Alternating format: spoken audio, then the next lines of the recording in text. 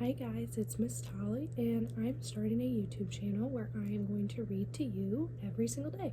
So I am going to start reading the book, The Chocolate Touch, and it is written by Patrick Skeen Catling, and there are pictures in here by Margot Apple. I'm very excited to start reading this. I'm going to read chapter 1 today. So, The Chocolate Touch. There's a little piece right here. It's a little forward, so I'm going to read that to you first. It says, as the wrappings piled up around him, John became rather anxious.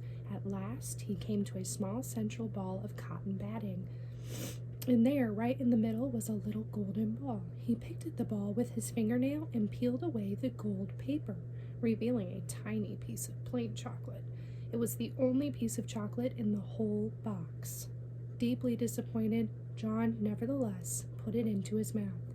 He had never tasted a chocolate quite like that. It was the most chocolatey chocolate he had ever encountered.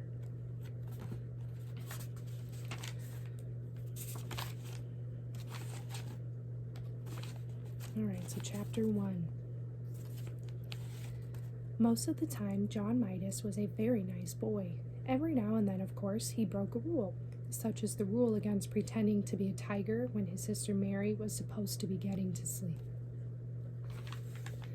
Generally speaking, however, he behaved very well. He should have behaved better. He lived in a comfortable house surrounded by a green lawn and wide-spreading shade trees that were suitable for climbing. His mother was gentle as well as practical.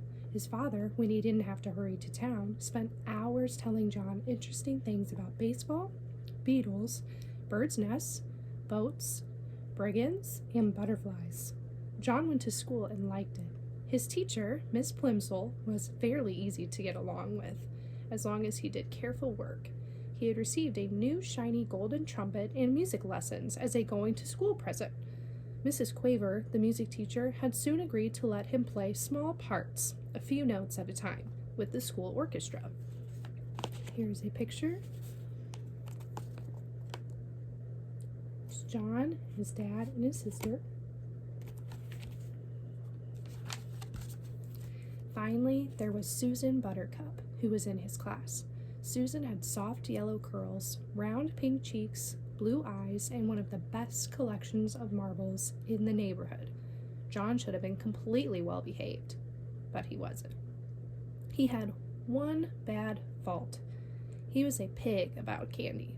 Boiled candy, cotton candy, licorice, all sorts, old-fashioned toffee, candied, orange, and lemon slices, Cracker Jack, jelly beans, fudge, black currant lozenges for ticklish throats, nougat, Maroon's gloss, acid drops, peppermint sticks, lollipops, marshmallows, and above all, chocolates.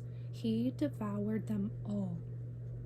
While other boys and girls spent their money on model airplanes, magazines, skipping ropes, and pet lizards, John studied the candy counters. All his money went on candy. And all his candy went to himself. He never shared it. John Midas was candy mad. At lunch one Saturday, Mrs. Midas noticed a couple of little red spots on the end of John's nose. "Look," she said to Mr. Midas, "John has spots." Mr. Midas leaned forward to look at them. He gravely shook his head and clicked his tongue. John tried to look too, but it was very difficult to see the end of your own nose without a mirror, unless you happen to be an elephant with a long nose that you can bend double. When John tried to look at the end of his nose, first with one eye, and then with the other, and then with both together, all that he could see was a pink blur. Besides, trying to look at something so close made his eyes ache. "I can't see any spots, Mother," John said. "Well, I can," Mr. Midas said. "Just because you don't see a thing doesn't always mean it isn't there. Try feeling the end of your nose with your finger." John rubbed his finger over the tip of his nose. It felt a bit rough. "It may be measles," Mrs. Midas said anxiously. She placed her hand on John's forehead to feel whether he was warmer than usual. "But I don't think he has a temperature," she decided. "I suspect John has been eating too much candy again," Mr. Midas said. "Have you been eating candy this morning, John?" "Some," John admitted. "What?" Mr. Midas asked. Well, John replied. Well, I had a few cream delights. Susan gave them to me. Anything else? Mr. Midas asked. A little toffee crunch, John said. And what else? Mr. Midas asked, beginning to look cross. John's ears grew red. He knew he wasn't supposed to eat candy before meals. Oh, hardly anything else, he said. John, Mr. Midas said, and his son recognized the tone. It meant that John had to tell everything. It turned out that John had been around to see most of his friends and had managed to get candy from nearly all of them. The list he recited was a long one. No wonder you have spots, Mr. Midas commented at last. I think we'd better take John to see Dr. Cranium, he said to Mrs. Midas. Dr. Cranium was a tall, thin man with a bald head and a gray mustache. He looked through his glasses at John and said, He eats a lot of candy, Mr. Midas said. He hasn't been eating his meals properly, Mrs. Midas said. That's just what I thought, Dr. Cranium said. I can tell by looking at him that he eats much too much candy. The doctor shone a little electric light into John's right ear. Then he shone it into John's left ear. Then he shone it into John's nose.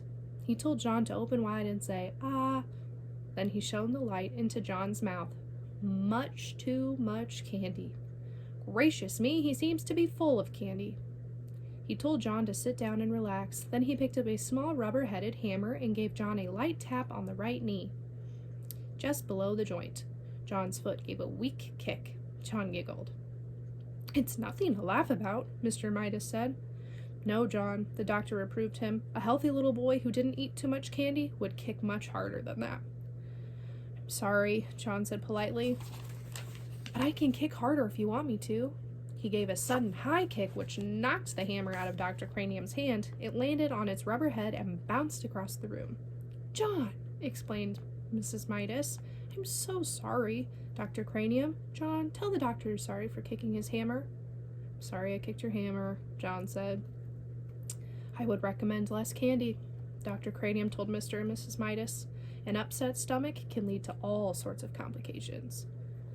On the way home, Mrs. Midas tried to explain to John what she thought the doctor meant by complications. You see, she said, if you put too much of one kind of food in your stomach and not enough of the other kinds, it is bad for your whole body, because different parts of your body need different kinds of food. Do you understand? I think so, John said. You've been eating so much sweet stuff, Mr. Midas added. There isn't room for eggs and meat and milk and bread and spinach and apples and fish and bananas and all the other things you're supposed to have to make you grow big and strong. I like bananas, John said, especially in thin slices covered with chocolate.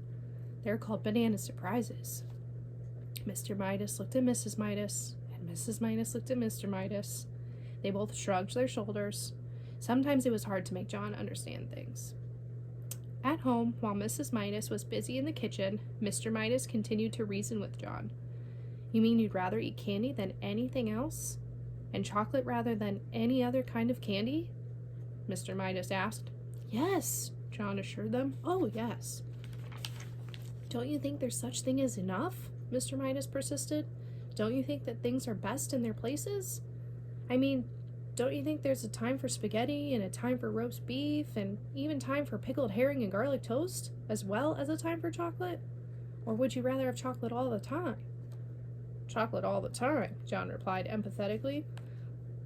Chocolate's best. That's all. Other things are just food, but chocolate's chocolate. Chocolate? I think I understand. Mr. Midas broke in sharply. Very well. He took a deep breath and went on. John, he said, if you can't understand what sort of diet is really best for you, can't you at least get into your head that you make your mother very unhappy when you eat so much candy that you can't eat anything else? The conversation always seemed to get around to the effect of John's candy eating on John's mother. John couldn't see how it could possibly do her any harm if he ate candy. He sat silent for a moment. Then he said, May I go out and play, please, Daddy? And that's the end of chapter 1. Check back and I will do chapter 2 and we will continue reading The Chocolate Touch. Bye, guys.